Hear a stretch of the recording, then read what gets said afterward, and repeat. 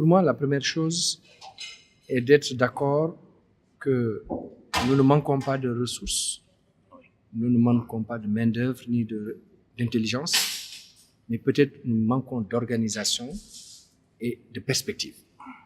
C'est-à-dire qu'aujourd'hui, si par exemple nos jeunes, avec tout ce qu'ils ont, avec les ressources que nous avons, il n'y a pas moyen pour que l'État puisse d'abord former ces jeunes dans le sens d'avoir une perspective carrément de transformer sa propre vie avant de transformer celle des autres. C'est-à-dire que si vous avez une formation qui vous permet d'investir, en tout cas de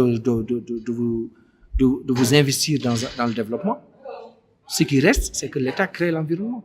Aujourd'hui, quelles sont les ressources que l'État doit mobiliser en exploitant nos ressources naturelles pour encadrer ces jeunes pour qu'ils trouvent de l'avenir. Malheureusement, ce point n'est pas encore suffisamment discuté parce qu'on pense toujours que on attend encore que les ressources proviennent de l'extérieur. Et cette main tendue des dirigeants et cette façon de ne pas penser à la prospective, comment aujourd'hui nous avons une opportunité. C'est vrai que les jeunes aujourd'hui constituent ce qu'on appelle une bombe à retardement. On a ce qu'on appelle aujourd'hui c'est une opportunité par rapport à de gérer la démographie, n'est-ce pas? Là, il y a une opportunité à gérer ce qu'on appelle le dividende démographique. Mais pour le gérer, il faut encore que les jeunes soient préparés, qu'il y ait des ressources pour cela et que régulièrement on investisse dans des créneaux qui permettent à ces jeunes vraiment de trouver de l'emploi. Si on n'arrive pas à résoudre cette question d'emploi, qui est une question complexe, parce que ce n'est pas à l'État de créer l'emploi. L'État doit créer l'environnement pour que le secteur privé, les autres acteurs, puissent trouver l'intérêt d'investir.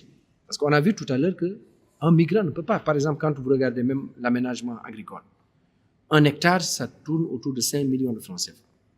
Donc, un immigré, il peut dire, OK, je mets 10 millions. 10 millions, ça permet juste d'aménager 2 hectares. Ce n'est pas forcément ça qui va changer les choses.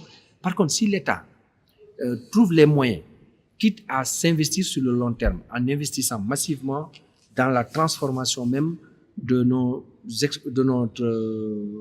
zones agricoles, rurales, etc. Ça permet, mais bien sûr, ce n'est pas que la production. Après, c'est la transformation, c'est la commercialisation, c'est les chaînes de valeur qu'il faut développer pour que les jeunes trouvent de l'emploi dans ces différents segments des chaînes de valeur. Et ça, je pense que c'est une révolution que ça nécessite. Une révolution des mentalités, parce que souvent on reste en disant non, on ne peut rien faire, on n'a rien, etc. Alors que les ressources sont à côté. On a le soleil, on a l'eau, on a des terres.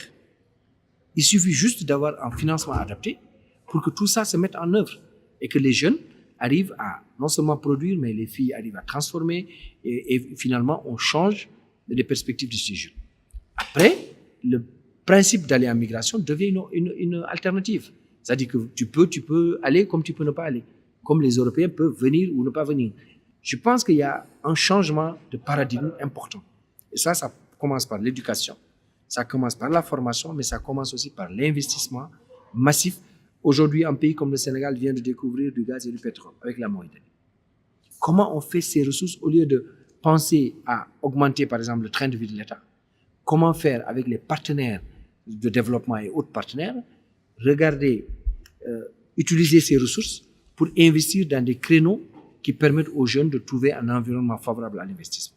Je pense que ça, c'est des perspectives sur lesquelles nous devons travailler. Deuxième perspective pour terminer, c'est tout ce qui est recherche.